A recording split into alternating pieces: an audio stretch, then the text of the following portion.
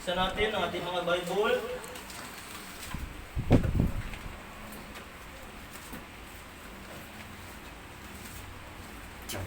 Sa Book of Matthew.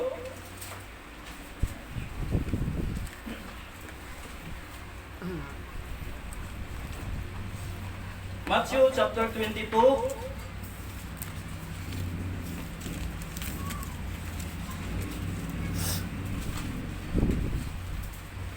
Basahin natin 41 to 46.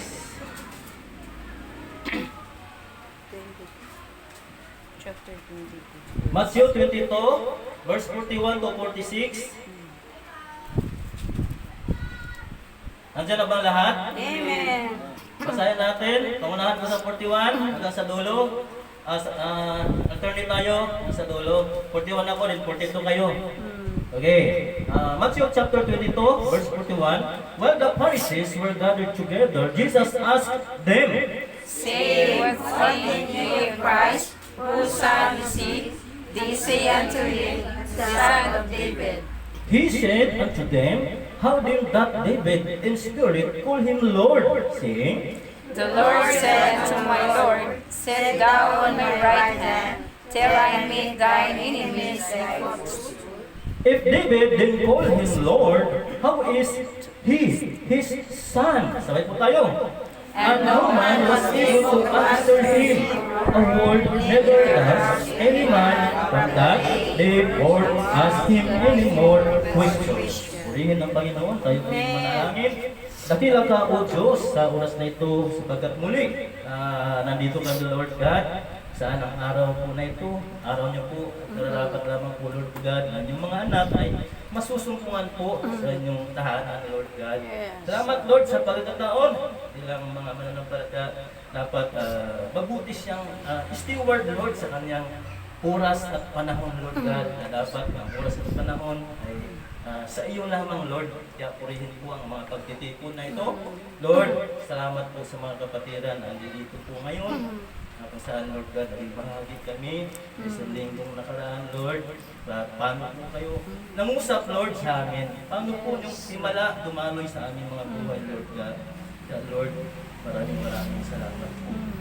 At sa oras na ito, kami po'y mag-aral ng iyong salita. Lord, let your Holy Spirit move. Na sana, Lord God, ikaw po ang manguna sa amin at maramdaman namin ang inyong presensya, Lord God. Lord, i-please niyo rin po ang mensaheng ito. Sana naman, Lord, nagdala ito ng biyaya at pagpapala sa mga kapatiran. Mga kapatiran, Lord, bigyan niyo po sila ng puso na mapagpasakot, Lord God, sa inyong salita. Puso na paglagakan po, Lord God, ng inyong salita. Kaya minisin niyo po, Lord, ang bawat isa. Salamat po sa inyo. Please rin po inyong abang lingkod, Lord. Maging pagpapala po sa lahat ng mga kapatiran. Ikaw nawa, ang may taas. Ako ang may baba, Lord God. Hindi ko po ito kaya, Lord. Kung wala po kayo, kaya ako po'y lubos na umaasa lamang po sa inyong biyaya, Lord God. Maraming salamat po. Kasama sa panalangin ko po, mga kapatiran, wala dito, Lord. Bless niyo po sila, saan man sila naroon. Lalo na po sila, Pastor Willie, sa kanilang conference na kinaroroonan. Awa ng biyaya ay maranasan nila, Lord God, saan ang biyaya hatid at maging pagpapala din po sa church namin, Lord God. Maraming salamat po at patawad sa mga kasalanan. Ito po ang aming mga samot dalangin, hinihingi sa matamis na pangalan ng aming Panginoong Hesus. Amen. Amen. Po tayo.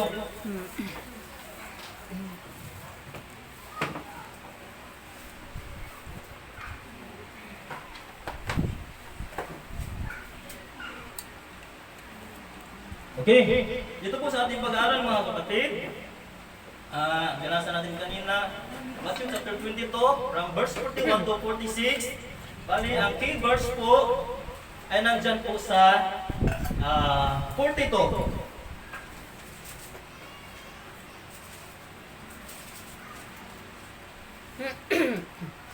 Anong sabi sa 42?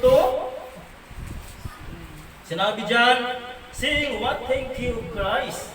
Whose son is he? They say unto him, the son of David. Mga kapatid, dapat ang pananampalatayang mayroon tayo mga kapatid sa ating Panginoong Jesucristo ay dapat nakabase siya sa personal conviction. Hindi po dapat nakabase sa personal na popularidad. Amen? Kaya Jesus question mga kapatid ay hindi siya sukatan o hindi sukatin ang talino ng mga Pariseo, kundi para ilantad if they truly recognize Him as Lord. Yun po yung pinaka-preaching idea natin, yung theme natin. Mga kapatid, batid po natin na maraming tao o lahat ng tao mayroong kanya-kanyang opinion sa buhay. Diba? Lahat tayo may mga mungkahi, hindi natapos-tapos ang mga usapin. Halimbawa na lang patungkol sa politics. Diba? Napaka-controversial yan. Mga politikal pag-uusapan, hindi matapos-tapos lang. Lalo na sa mga ginagawa nila ngayon about corruption. Diba? Hindi matapos-tapos yan. Ano pa? Halimbawa, relihiyon. Diba? Hindi natapos-tapos ang mga opinion na yan. Anong relihiyon mo? Ganyan. May minsan, nagdadiba-dibati pa sila. Diba? Hindi natapos-tapos ang usapin na yan. Batid po natin. Then, ano pa? Simbahan. Diba? Alin bang simbahan na tama? Alin ang tamang simbahan nagtulong na tama? Diba mga opinion yan na mula noon pa man, hindi natapos-tapos ang usapin na yan. Pero mga kapatid, may isang opinion na napakamahalaga na makita natin sa Bible. Ano pong opinion na ito? Ang opinion na ito mga kapatid, hindi mo maaaring baliwalain, hindi mo maaaring i-reject, hindi mo maaaring hindi sagutin. Ito ay tanong ng ating Panginoong Jesucristo. Saan pinamagatan ko siyang, what think you of Christ? Sino ba si Kristo sa buhay mo? Sino ba si Kristo sa buhay natin? Ano bang iniisip natin tungkol kay Kristo? Di ba? May mga ganyan. Hindi matapos-tapos ang usapan yan, pero napakamahalagang tanong yan. Bakit nasabi kong hindi maaaring iwasan? Hindi maaaring i-reject? Bakit kaya? Sapagkat ito ang magdidetermina kung sino ka sa harapan ng Diyos. It will determine your destiny, mga kapatid. Kaya dito mga kapatid, makikita natin na talagang hindi maaari siyang iwasan. Na bilang mga anak ng Diyos, hindi mo sagutin Lalo na kung malalim na tayo sa pananampalataya. Minsan, pag may nakita ka sa Bible o sa Facebook natin na mga comment about Christ, di ba? Pag nakita natin talaga namang hindi nararapat na baliwalain mo, talagang hindi mo iwasan mag-comment Yung mga ganyan Kaya dito mga kapatid, para sa atin, what think you of Christ? Sino ba si Kristo? Dapat makita natin dito mga kapatid, ang kahalagahan ng ginawa ng Panginoong Jesucristo sa krus ng Kalbaryo.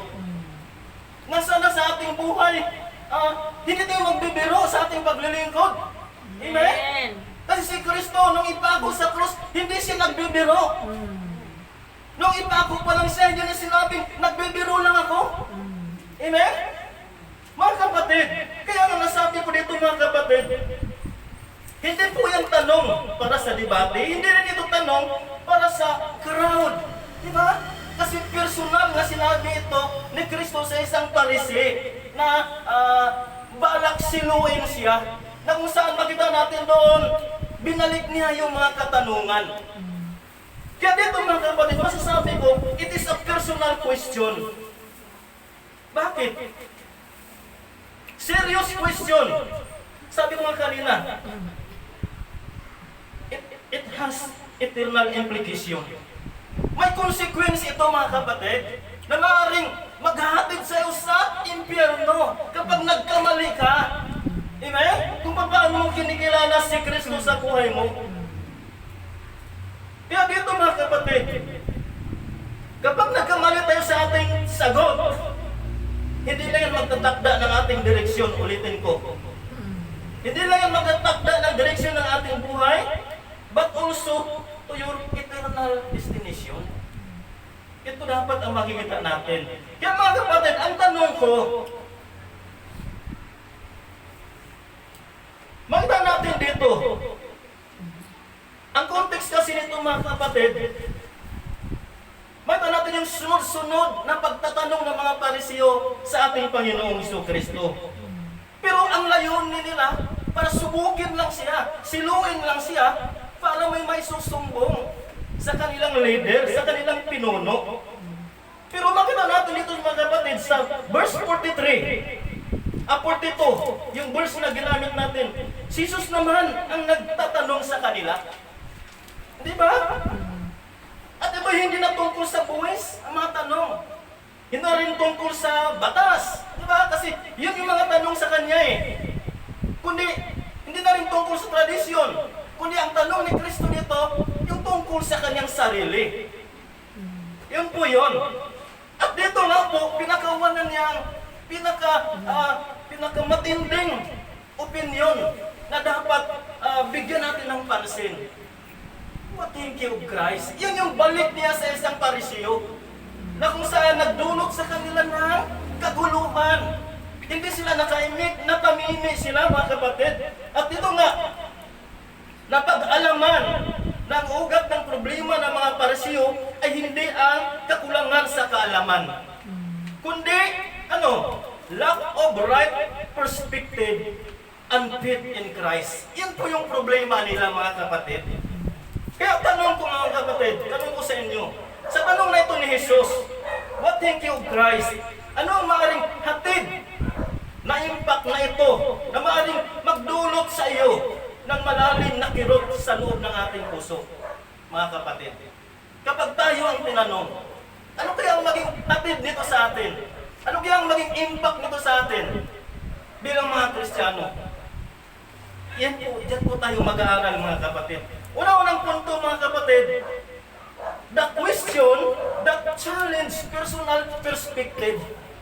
Bakit ko nasabi yan mga kapatid? Sinabi ito, seeing what thank you Christ. Diba?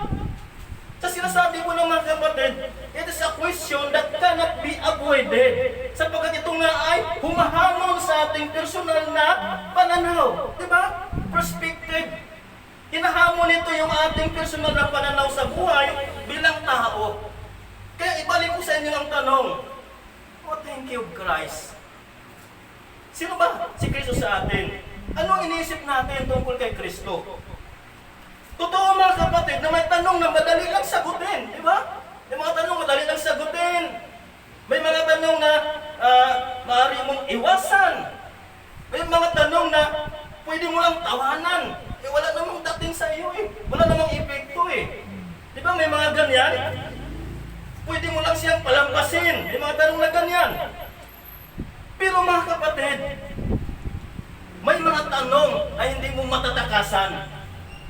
What thank you Christ? Ang sabi dito mga kapatid. Yan ay mga tanong na masyadong, kumbaga parang personal talaga, di ba? Anong dating sa atin? Kumbaga, may tanong na diretso sa ating puso. Di ba? Yan yung mga tanong na yan na humihingi ng sagot mula sa ating, hindi lang mula sa ating bibig, kundi mula sa ating kaluluwa. Yun ang nakikita ko rito mga kapatid. Ang sabi sa atin ng Romans chapter 14 verse 12 mga kapatid, ang sabi nito, so then, every one of us shall give account of himself to God, mga kapatid. Kaya bilang mga Kristiyano, hinahamon nito yung ating mga patutuo. Kung kaya ba natin depensahan yung ating mga pananampalataya? Di ba? Ito'y nag-udyok sa ating mga kapatid na magpakita ng mabuting patutuo. Kumbaga, ng ating salita o motibo, hindi, o kaya naman gawa, ay dapat maramdaman ng Diyos yan. Bilang mga Kristiyano, yan dapat yung maramdaman ng Diyos na talagang nagmumula sa ating puso kung sino talaga siya sa buhay natin. Kaya mga kapatid, the question that challenge personal perspective, yan po yung tanong na yan. Humahamon yan sa ating personal na pananaw. Letter E, it confronts our heart, mga kapatid. Amen? Talagang direct confrontation ito sa ating buhay, sa araw-araw. Diba? Kung si Kristo ba, kinikilala natin, si Kristo pa, priority natin. Kaya hamon ito mga kapatid na mayroong daling confrontation sa ating puso. Not just head knowledge. Na katulad ng mga Pariseo, matalino sila sa batas. Pero, ano nangyari? Pinapababa nila si Kristo. Di ba? Eh sabi doon, anak siya ni David. Di ba? Totoo anak siya ni David. Right doctrine, but lack of knowledge. Kasi nga, nakita nila yung pagiging anak ni David, pero hindi nila nakita yung pagiging anak ng Diyos. Di ba? Maraming ganyan sa panahon natin ngayon. Tama? Si Kristo pinapababa nila. Messiah daw, Messiah lang daw, great Messiah lang daw. Pero hindi. Diyos, yun ang nakalungkot na katotohanan. Ganon din dito sa nakikita ko mga kapatid. What think you, Christ?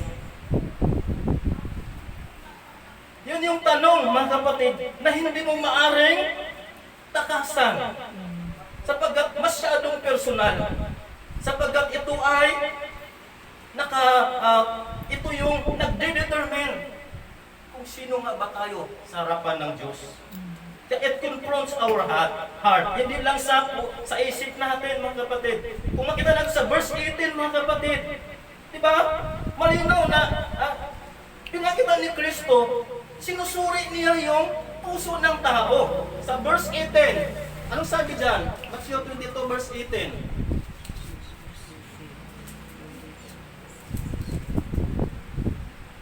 Datapot na pagkilala ni Jesus ang kanilang kasamaan at sinabi sa kanila, bakit ninyo ako tinutokso kayong mapagpaimbabaw? Mga kapatid. Malinaw dyan mga kapatid. Ipinakita ni Kristo, sinusuri din niya ang puso ng tao. Kasi malalaman niya. Kaya dito mga kapatid, kung mapapansin natin, sa Matthew chapter 15 verse 8, ang sabi ng salita ng Diyos, these people drew it nigh unto me, sabi diyan, with their mouth. Diba? And their heart is far from me. Ganyan ba tayo sa Panginoon? Ganyan ba yung iniisip natin sa Panginoon? Ganyan ba ang pagkilala natin sa Panginoon? Na tayo ay sumampalataya na hanggang sa bibig lang? Ha? Pero ang puso malayo? Ganyan yung inilarawan sa mga Parisee. Nakausap dito ng ating Panginoong Kristo. What think you of Christ? Ito ay isang tanong mga kapatid na maaring tumutusok, di ba? Sa ibutura ng ating puso. Amen? Makita natin dyan mga kapatid, hindi niya sinasabi na, what think you about religion? Di ba? What think you of Christ ang tanong niya. Hindi na sabi, what think you about religion? What think you about church? Hindi rin. What think you about doctrine? Hindi rin. Kasi madalas, mga ibang reliyon ngayon, pinagmamalaki yung church nila. Pero hindi yan ang tanong eh. What think you about Christ? Wala sa reliyon, ibig sabihin mga kapatid, wala sa reliyon, wala sa church, wala sa doctrine ang kaligtasan, kundi kay Kristo lang. Amen? Kaya, balikan ko ang question, ano ang iniisip mo tungkol sa akin? Yun ang tanong ni Kristo mismo. Ibig sabihin, knowing Christ is above all. Yun dapat ang makikita natin. Yung pagkilala natin sa ating Panginoong Jesucristo, yun po yung the best. Yun po yung pinakamahalaga. Hindi po yung church natin. Pero kailangan pa rin ang church. Kasi nga, alam nyo na, ibang topic po yan. Although it is a question of Christ to the Pharisee, mga kapatid, ngunit huwag natin itong i-ignore. Bakit po kaya? It could be a question for us today, mga kapatid. Maaaring tanong din ito sa panahon natin ngayon. Ano nga ba natin siya kinikilala bilang Diyos at tagapagligtas ng ating buhay? Sino ba si Kristo sa ating buhay? Sabi nga sa atin ng Matthew 7:21, di ba? Pamilyar ba kayo dyan? Not everyone, sabi doon, said unto me, Lord, Lord.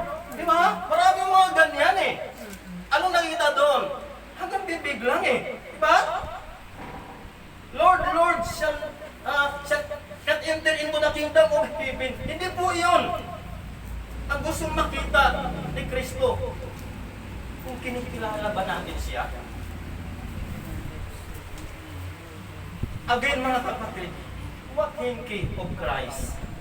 It's not just a simple question. Hindi po ito madali, mga kapatid, na tanong. Bakit po?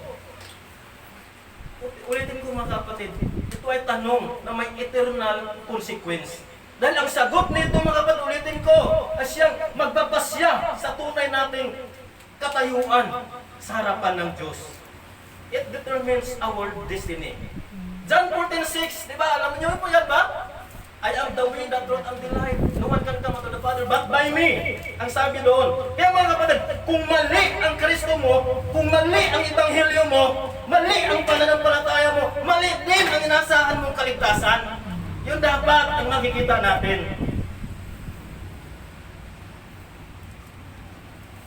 Mali. Kaya tiyakin natin. Tiyakin natin kung sino si Kristo sa buhay natin. Kasi kung matiyak natin, matitiyak natin yung gospel niya. Matitiyak natin yung Ebanghelyo. Nakakatiyak kita sa ating pananampalataya. At higit doon, tiyak ang ating kaligtasan, mga kapatid. Kaya dito, ang sabi sa atin ng 2 Corinthians 11:4. Kabisado niyo ba yan? Nabanggit dito, mga kapatid, yung other Jesus na sinasabi. Diba? Another gospel, nabanggit doon. Meaning, mga kapatid, hindi lahat ng Jesus na ipinapangaral ay ang Jesus ng Biblia. Kaya mag-iingat tayo, mga kapatid. May Jesus na hindi Diyos. Tama? May mga pangangaral na ganyan. May Jesus na hindi Panginoon. May Jesus na hindi sapat yung kanyang sakripisyo. Pero ang tunay na Jesus, mga kapatid, enough for our salvation, mga kapatid. At ang mga ganitong Jesus, mga kapatid, na nabanggit, hindi nakapagliligtas, mga kapatid. Tandaan natin yan. Kaya mag-iingat tayo, mga kapatid. Kung sino nga ba si Jesus sa buhay natin? Ano nga ba ang iniisip natin tungkol kay Jesus? Huwag tayong magbibiro sa ating mga paglilingkod. Diba? Sa ating pag-church. Kung nakita natin yung katapatan ni Kristo, dapat maging tapat din tayo. Diba? Purihin ang testimony ni Sister Reggie kanina. Nakita ko yung katapatan ng puso. Nawa, maraming mga ganyang Kristiyano. Diba? Maging pagpapala sa lahat ng mga kapatiran. Nakikita doon na yung puso niya tapat talaga sa Panginoon. Naway maging ganyan tayong lahat. Amen. Kasi hindi nagbibiro si Kristo. Amen.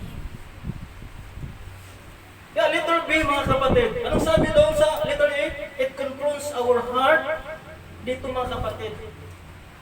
It exposes our foundation. Mga kapatid, sa verse 33, ang sabi dito sa verse 33,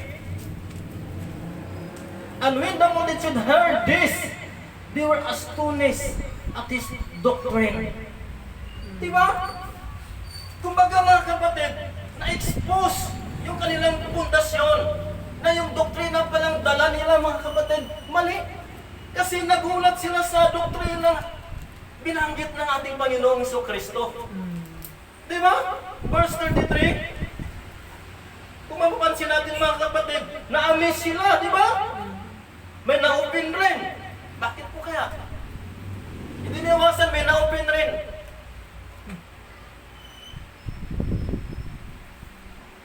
May na-open. Bakit? Nahamon yung kanilang pananampalataya. Nahamon yung kanilang doktrina. Kaya it expose our condition. At nakita natin doon mga kapatid, yung ibang reaksyon ng mga tao. May na-open, may na-amaze. Totoo mga kapatid, reaction, reverse condition mga kapatid. It expose our condition. Christ's question mga kapatid ay nag-provoke ng kondisyon kung gaano katibay yung pundasyon natin sa pananampalataya. Di ba?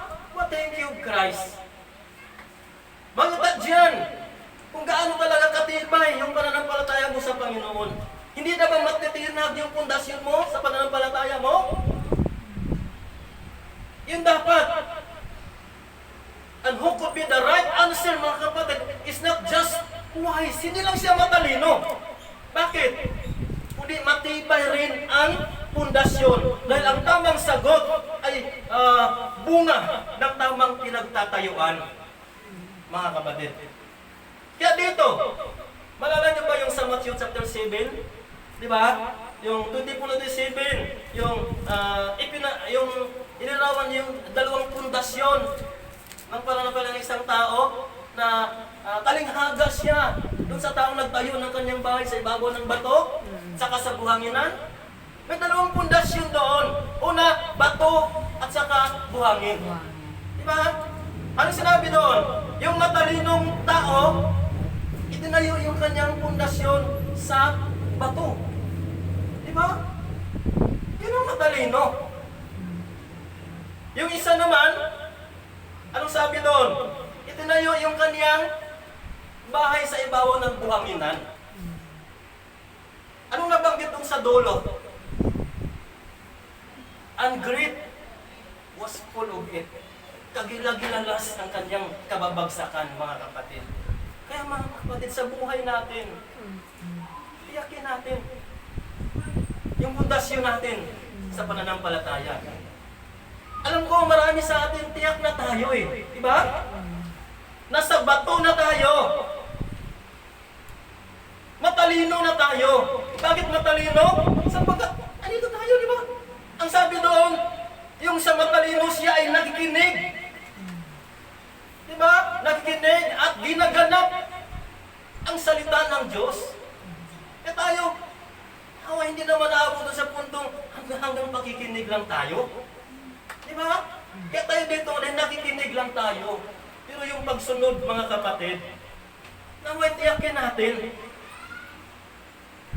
Nakikinig at gumaganap, yun yung matalino. Pero yung hindi matalino, anong sabi doon? Hindi siya sumusunod. Kilab-kilabot yung kanyang kababagsakan. Ang prinsipyo dito, mga kapatid, gumalala natin, if right condition, right view of Christ. Diba? Kung tama ang pundasyon mo, tama yung view mo kay Kristo. Tama yung nakikita o pagtingin mo o pananaw mo kay Kristo. Right view of Christ. If wrong foundation, mga kapatid, ibig sabihin, wrong view of gospel. Kaya mga kapatid, nawa makikita natin yan. 1 Corinthians chapter 3 verse 11. Ang sabi doon, for other condition can no man lay. Sabi doon than that is laid, which is Jesus Christ. For other condition can no man lay, than that is laid. Nailatag na ang pundasyon. Si Jesus ang pundasyon bilang God. Bakit maglatag ka pa ng panibago? Minsan hindi ka naglatag ng panibago, pero iniksian mo naman. Pinapababa mo naman. Hindi ganyan, mga kapatid.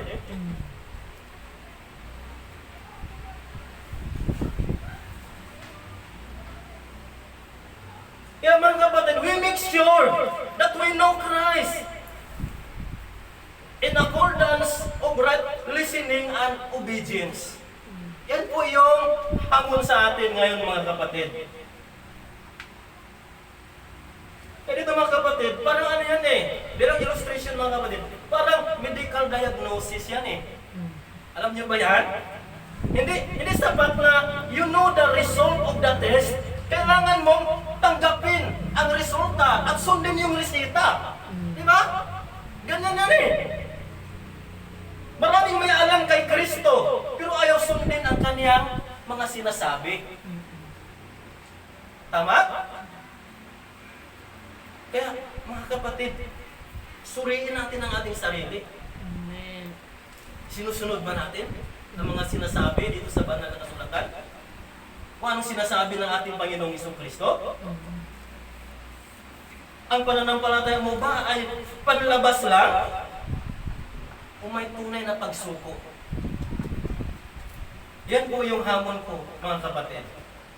Kaya, number 2 points na tayo. Bilis lang, Ano yung una? The question that challenges personal perception. Number 2, mga kapatid. The question that correct wrong perception. Kung kanina hinamon yung pananaw natin sa buhay mga kapatid, ngayon hinamon naman yung mali nating pananaw. Bakit? Verse 42, anong sabi dyan? Doon sa ikalawang parirala, whose son is he? Ang sabi ng ating Panginoong Kristo. This is a second layer of his question mga kapatid sa talatang ito. Yung una, what think you of Christ? Ikalawa, whose son is he? Ang sabi dito mga kapatid. This question of Christ mga kapatid is not just inquiry. Hindi lang to inquire. Also spiritual correction. Kaya the question that correct wrong perception. In other words mga kapatid, inaayos niya ang maling akala nila tungkol sa Misaya. Di ba? Kasi mali yung pagkilala ng mga Parisee. Lagi natin tandaan mga kapatid, hindi sapat ang opinion if the perception is wrong. Verse 29, anong sabi dito? Jesus answered and said unto them, ye do err, not knowing the scriptures, not the power of God. Malinaw ang sabi dito mga kapatid. Di ba kinurek? Hindi mo alam ang scripture mo? Maging ang kapangyarihan ng Diyos. Maliwanag dyan mga kapatid. The question that correct wrong perception. Dito mga kapatid, alam ni Kristo na ang mga Parisee ay eksperto sa batas. Mga matatalino sila. Diba? Eksperto sa kasulatan. Kabisado ang propesya. Pero may close mindset. Bakit? Tinanggihan ang Kristo. Yun ang nakakalungkot. Sana nawa, hindi makita sa atin yan. Bagkus, maging hamon sa atin. Na para bang, yung hamon sa atin dapat ito mga kapatid na, kumbaga dapat mag-aral pa tayo ng mas malalim pa. Di ba? Nang sa gayon, hindi natin may iwasan na minsan maka-encounter tayo ng mga kanyang tanong Kaya ba nating magsalita? Kaya ba nating ipagtanggol? Kaya ba nating ipakilala si Kristo? Kung sino siya sa Biblia? Hamon sa atin to na dapat maging aktibo tayo sa gawain. Makinig tayo ng Word of God. Di ba? Amen. Kumbaga ang mga Parisee, mga kapatid, may anyo sila ng kabanalan, ngunit nireject ang kapangyarihan nito. Ang purpose po ng ating Panginoong Kristo, mga kapatid, sa pagtatanong niya, ay upang hamunin nga ang kanilang puso at kaalaman. If they recognize the true Christ in the Bible. Yan nga po yun. Hindi lang bilang tao ang hamon ni Kristo, Kasi yan yung pagkakilala ng mga Parisee. O anak ni David. Di ba? Kasi malimang ang sinasabi dyan eh. Kundi, bilang anak ng Diyos, yun dapat ang makikita. Hinahamon niya ang mga Parisee dapat makita sa kanilang buhay na dapat si Kristo ay anak ng Diyos, hindi anak ni David. Kaya letter A, it redirect their focus. Verse 41 and 42, anong sabi dito? Habang nagkatipon nga ang mga Pariseo, tinanong sila ni Jesus ng isang tanong na sinasabi, anong akala ninyo tungkol kay Kristo? Kanino bagang anak siya? Di ba? Sinabi nila sa kanya, kay David. Di ba ang linaw mo? Pinapababa nila si Kristo.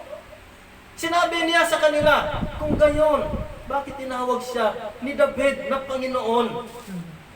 Sa Espiritu na nagsasabi. Mga kapatid, malinaw po dyan mga kapatid. Ang nakita nila sa ating Panginoong Jesucristo ay bilang anak ni David lang. At hindi nila nakita yung pagiging anak ng Diyos. Sabi ko sa inyo kanina maraming ganyan sa panahon natin. Pinapababa nila mga kapatid. Kumbaga,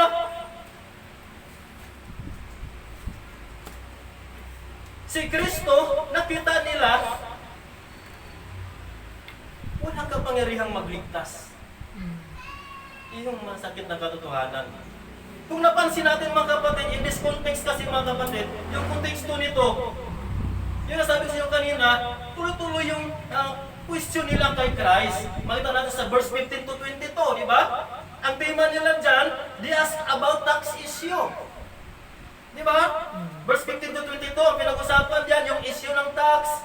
In yung pinukul sa kanya. Then 22 to 33, 23 to 33. Yung question about sa resurrection naman. Resurrection issue. Then 34 to 40, makita natin about greatest commandment ang tanong. Pero alam mo ba ang layunin nila?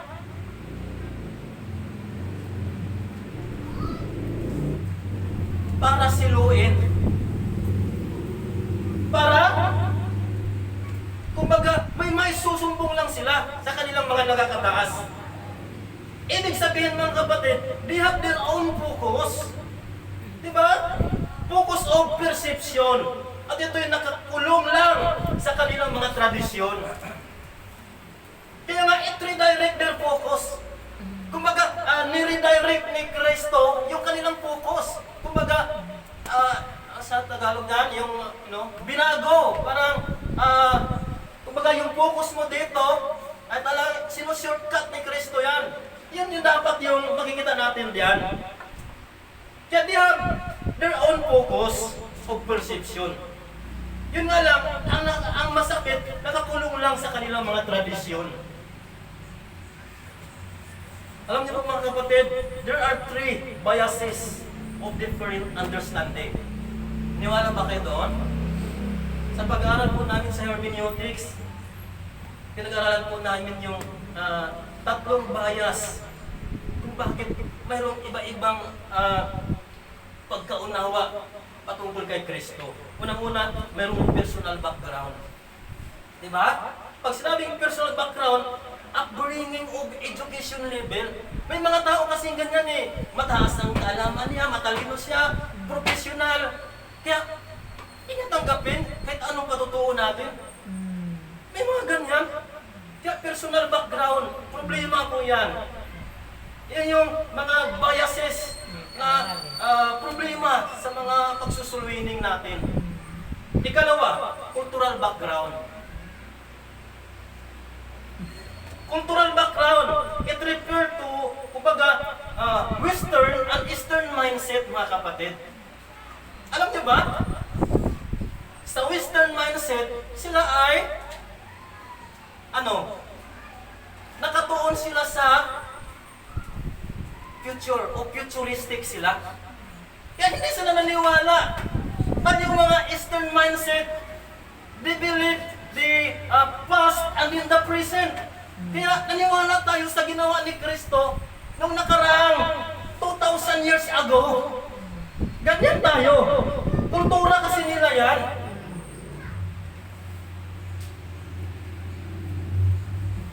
May tayo natin dyan, Western mindset, tulad ng Europe, di ba? Germany, France.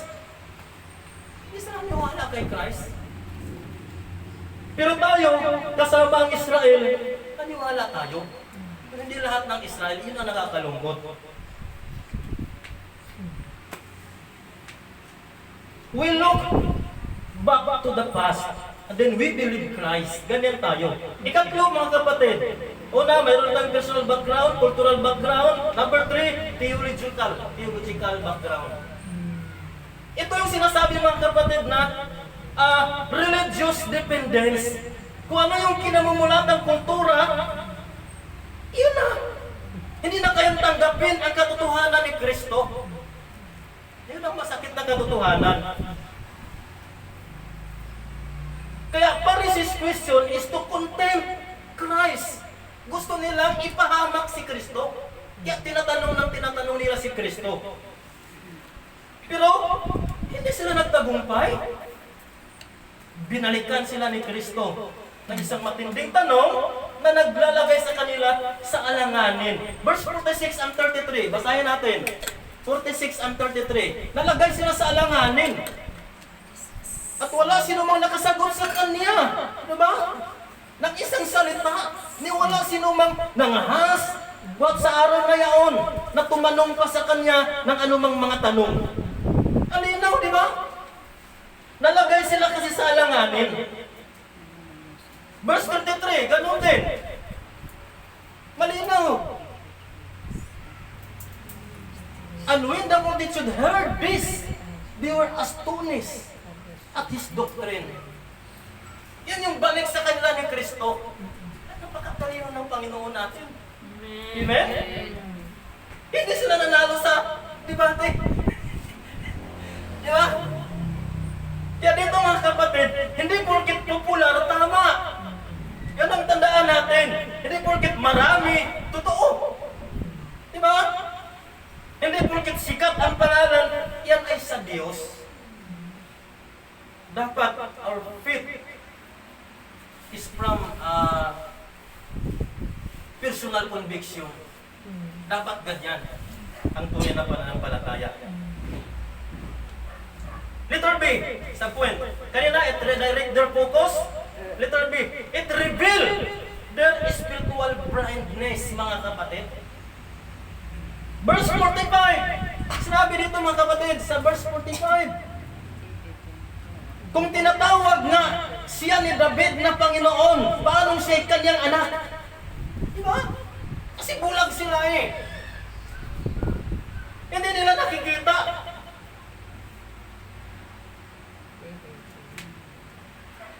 Second Corinthians chapter 4 verse 4. Anong sabi doon?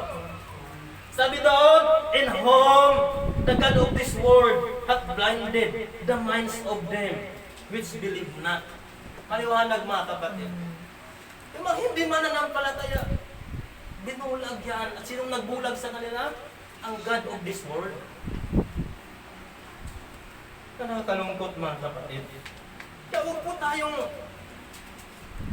dapat tayo matulad sa kanila. So, Satan as God of this world, mga kapatid, blinded them. Maliwanag. Para hindi nila makita si Kristo as Son of God. Ang nakita nila, Son of David lang. Di ba? Pero hindi tayo ganyan eh. Sa biyaya ng Panginoon, nakikita na natin, nakilala na natin. Kaya 42, last praise, mga kapatid. Anong sabi diyan? 42, last praise. Sinabi nila sa kanya, kay David, maliwanag nga yun. Bulag nga sila. This is why mga kapatid, na ang mga tao, even though they see the light of the world, hindi pa rin nakikita ang tunay na ilaw ng Ebanghelyo. Yun ang nakakalungkot ng katotohanan. John chapter 1 verse 10, anong sabi? He was in the world. Diba? Sino yun? Sino tinutukoy dito? He was in the world. Wala namang ibang nagkatawang tao. Diba? Anong sabi doon sa dugtong? And the world was made by Him. And the world knew Him not. Yun ang nakakalungkot mga kapatid. Christ as creator of the world, di ba? Christ as creator of the world, hindi siya kinilala o tinanggap. Hindi siya kinilala o tinanggap ng kaniyang kreasyon. Grabe ano? Likha lang, tapos hindi siya tinanggap. Hindi siya tinanggap sa sanlibutan na kanyang nilikha. Nakakalungkot. Kawawa naman ang ating Panginoong Jesucristo. Diba? Kaya dapat sa buhay natin, ipakita natin mga kapatid. Talagang may Kristo tayo sa ating buhay. Dapat kilala natin si Kristo sa buhay natin. Nagpatunay lang itong mga kapatid na kahit gaano kalapit ang Diyos sa atin, madalas hindi pa rin siya makikita because of lack of faith and blindness of sin. Dahil sa kasalanan, yan po yung naging hadlang para hindi natin makikita. Pero tinubos na tayo. Dapat tandaan natin yan. Dapat ipakita natin na talagang kilalang-kilala natin ang ating Panginoon. Ibig sabihin, hindi na tayo bulag sa impormasyon. Ang mga Parisi, bulag sila sa impormasyon. Hindi lang sila bulag sa impormasyon, kundi bulag din sila sa revelasyon. Di ba? Hindi lang sila bulag sa impormasyon, bulag din sila sa revelasyon. Yun na nakakalungkot. So if Christ Christian mga kapatid ng una, humahamon sa kanilang mga pananaw, but then, yung ikalawa natin, itinutuwid yung maling pananaw. Dito sa ikatlo mga kapatid, kinumpronta ni Kristo ang kanilang limitadong karunungan. Kaya, third points tayo. The answer that confirms limited knowledge. Limited knowledge, di ba? Kasi yung una, ano yun? The question that challenge personal perception. Number 2, the question that correct wrong perception. Number 3, the answer that confirms limited knowledge. Limited knowledge talaga naman eh. They say unto him, the son of David. Ulitin ko. Diba? Anak lang ni David ang kanya nakita. They know the title, diba? Son of David, but they did not see Christ's divinity. They did not see Son of God. Yun lang ang hindi nila nakikita. Ulitin ko, maraming ganyan sa panahon ngayon. Pero huwag po tayong gumaya sa kanila. Pilit nilang binaluktot ang scripture to support their belief, to justify their belief. Maraming mga ganyan. Kumbaga, they tend to be not open the new things.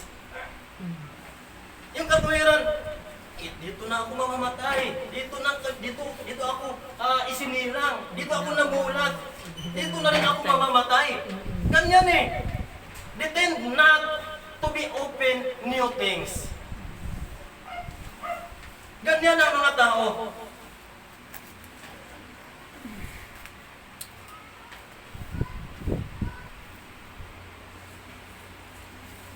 Kaya letter A sa point mga kapatid. The answer that confirms limited knowledge, letter A, it explains scriptural truth. Ipiniliwanag ni Kristo yung Scripture. Kung ano ang katotohanan ng Scripture. 43 and 44. Anong sabi nito? 43 and 44, sinabi niya sa kanila, kung gayoy, bakit tinatawag siya ni David ng Panginoon sa Espiritu na nagsasabi? Sinabi ng Panginoon sa aking Panginoon, maupo ka sa aking kanan. Di ba? Hanggang sa ilagay ko ang iyong mga kaaway sa ilalim ng iyong mga paa. Yung sa verse 44 mga kapatid, sinabi ng Panginoon, yung unang Panginoon dyan, yun yung Ama. Di ba? Yung ikalawa, si Jesus yan. Sabi ni David, sinabi ng Panginoon sa aking Panginoon, maupo ka sa aking kanan. Ibig sabihin, kung tinatawag nga siya, sa verse 45, kung tinatawag nga siya ni David na Panginoon, paano siya ay kanyang anak? Di ba? Ang liwanag. Bakit ang nakita lang nila anak lang? Misto ang Biblia nagsabi, Yan yun. It explains scriptural truth. Pinalawanag ni Kristo yung katotohanan ng Scripture. Dito mga kapatid, kinukwot ni Jesus ang sinabi ni David sa Old Testament. Napansin niyo ba? Yung Psalm 110 verse 1, nabasa niyo ba yan? Basahin niyo. Psalm 110 verse 1. Yun yung kinukot ni Jesus sa tagpong ito.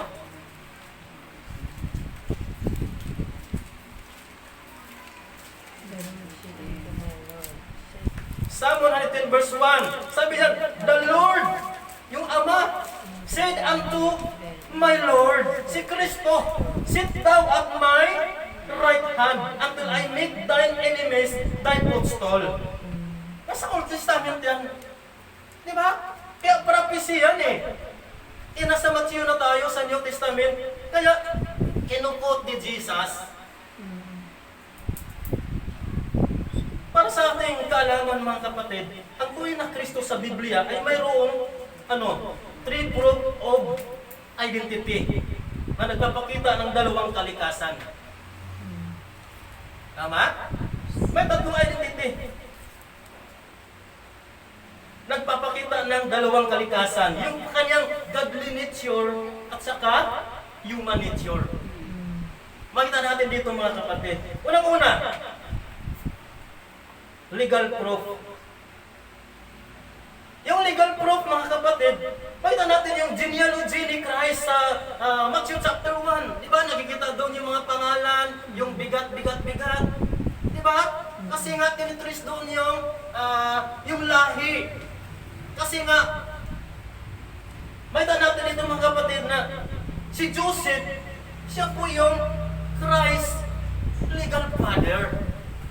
Pero ang tanong, bakit hindi sinasabing the son of Joseph? Bakit the son of David ang sabi? Pareho naman silang tao. Di ba? Ito mga kapatid, paliwanag natin yan. Alam niyo po, bakit son of David? Nung una kasi nalilito din ako. Pero grabe yung research ko niyan. Para maliwanagan lang ako. Di ba? Ang ano pala dyan, yung son of David, mga kapatid, son of David, prophetic requirements of being Messiah. Yan pala yun. Prophetic requirements pala yan. Yung Joseph, hindi naman natin masabing son of Joseph wala tayong mababasa Yan pala, legal channel. Oo. Instrument pala yun sa katuparan ng propesya. Kasi nagtataka ako bakit hindi son of Joseph ang ginamit? Grabe ng research ko niyan. Talagang puwet na puwet ako. Sige nga, pwede bang magkamali tayo? Oo. Kasi madalas natin narinig, son of David, bakit hindi son of Joseph? Kasi nga, prophetic title ang propesya na dapat ang paging anak ni Kristo ay dadaan sa lahi ni David. Yan mabasa niyo sa chapter 1, ang unang bunga dyan from verse 1 Andun bigat-bigat hanggang umabot doon kay Joseph. Pero ang linya papunta kay David.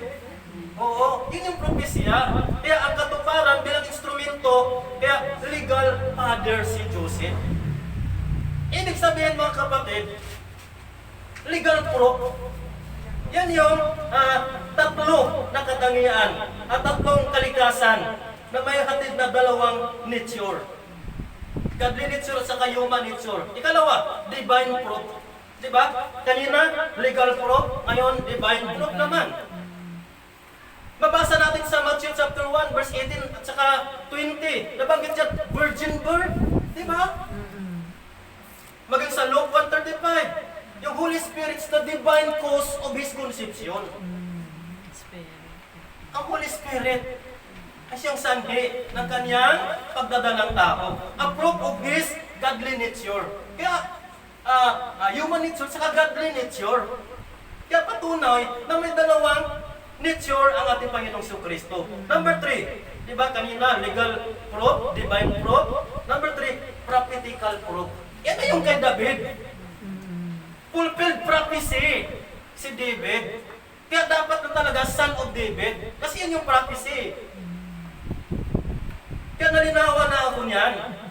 Makita natin ang mga verse na yan. Kung babasahin ninyo to, 2 Samuel 7:12, then Romans 1:3, then Matthew 1:1.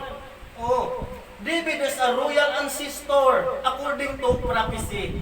A proof na siya nga ang ipinanganak Diyos na nagkatawang tao.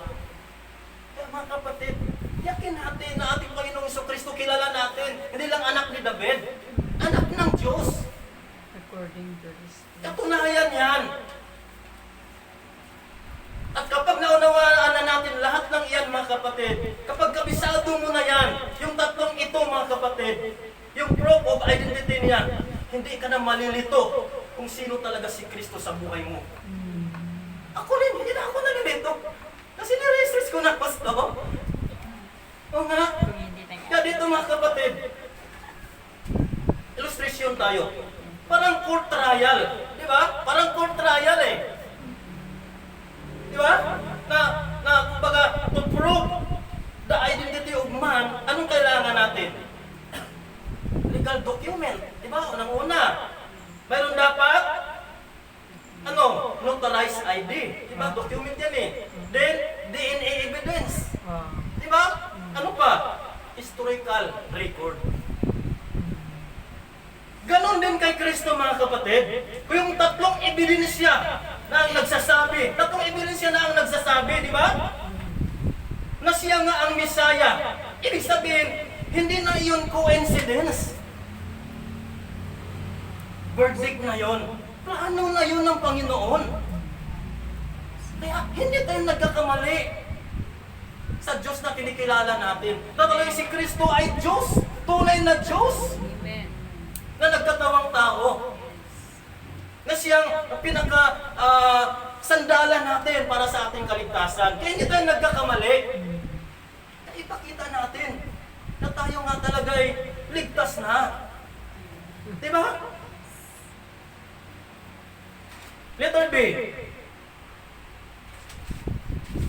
No sabi dito, it requires personal discernment.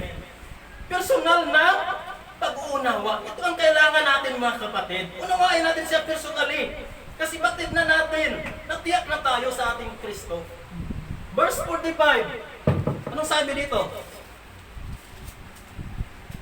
If David didn't call him Lord, how is he his son? Di ba? Ang liwanag. Hindi po ito trivia question mga kapatid. Tandaan po natin yan. But salvation question. What thank you, Christ? Hindi sapat alam lang natin ang lineage niya. Dapat kilala mo rin ang lordship niya. Amen? Kaya nga, no one was able to answer him a word. Kung balikan natin yung verse 33, multitude astonished, di ba? Verse 33. Di ba? Kapag may narinig tayong totoo, di ba? Parang matulala ka eh, di ba? Parang ganyan ka eh. Di ba sila din naman mga Parisi? Naramdaman nila eh. Pero dahil nga bulag na sila, katulad din ng mga iba ngayon. 46, ganun din. Leaders silent. Di ba? Natahimik sila, natamimi sila. Sa balik ni Kristo sa kanila, what thank you Christ. Eh tayo, kung itanong sa atin yan ngayon, direkta, hindi tayo matatamimi, kasi tiyak tayo. Amen? Amen. Silence is a sign of discovering the truth na hindi kayang tanggapin ang kalooban. Ganun ang nangyayari sa mga Parisiyo. Tanda po yun ng pagka-discover sa katotohanan, pero hindi matatanggap ng kanilang puso. Ganun sila. Kaya tayo mga kapatid, sa biyaya ng Panginoon,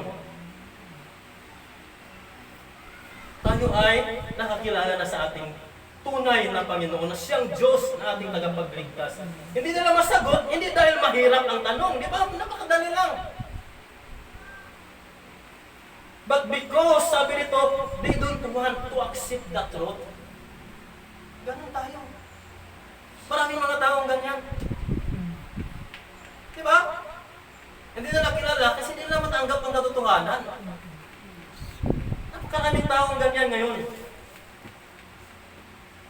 Hindi nila gustong marinig yung right answer sa tanong. Oh, thank you, Christ. Ganyan ang mga Pharisee. In other words, may knowledge sila pero walang conviction. Yan yung sabi ko sa inyo kanina. Na dapat yung pagkilala natin sa ating Panginoong Isus, hindi nakabase yan sa popularidad.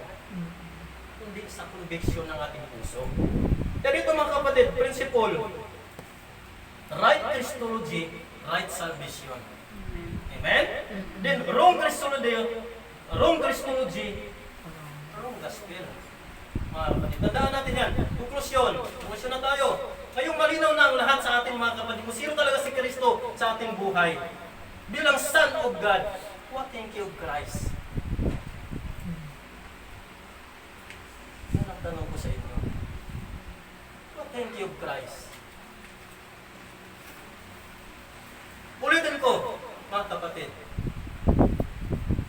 What thank you pala of Christ? Kapag sinabing anak ng Diyos, mga kapatid, hindi ibig sabihin na mas mababa siya sa Diyos. Ibig sabihin, siya ay may parehong kalikasan ng Diyos. Anak nga eh. Hindi naman maaari na ang isang kalabaw, ang anak ng pusa. Di ba? Eh, nanganak Diyos, anak niya Diyos rin. Yun lang na eh. Logic lang, di ba? Eh, bakit hindi nila kilalanin si Kristo na Diyos? Napakaliwanag. Ulitin ko mga kapatid, what thank you Christ? Ito'y nagtatakda ng iyong kapalaran mga kapatid sa eternity. So if Christ is our God, dapat makita sa atin ang katapatan bilang tinubos. Maaari mong lukuhin ang iyong pananampalataya. Maaari mong lukuhin si pastor. Di ba? Maaari mong lukuhin ang pananampalataya mo. Maaari mong lukuhin si pastor. Maaari mong lukuhin ang mga kapatiran. Pero hindi mo kayang lukuhin ang Diyos, mga kapatid. Kaya sa paglilingkod natin, mga kapatid, dapat makita na natin. Ay, hindi tayo naglulukuhan dito. Maging seryoso tayo. Amen. Di ba? Dapat hindi na tayo nalilit. Di ba? On time tayo. Pagdating ng Wednesday, Sunday, maaga pa. Naghanda na tayo. Saturday pa lang. Kasi si Kristo, nung ipinako sa krus, hindi siya nagsasabing, nagjo-joke lang ako. Di ba? Hindi siya nagbibiro sa atin. Kaya huwag natin biruin yung mga paglilingkod natin. Kung talagang kilala natin si Kristo. What thank you Christ, balik ko sa inyo. Maaari nating lukuhin ang ating pananampalataya, ang ating pastor, ating mga kapatiran. Pero ang Diyos hindi natin kayang lukuhin. Amen. Yan po yung bilin ko sa inyo ngayon mga kapatid. Ulitin ko ang tanong. Pag bula-bulayan ninyo yan, what thank you Christ? Tapos na tayo. Tawain ko si Brother Genesis.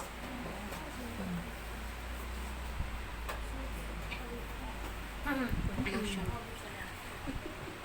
One take yung Ayan, okay.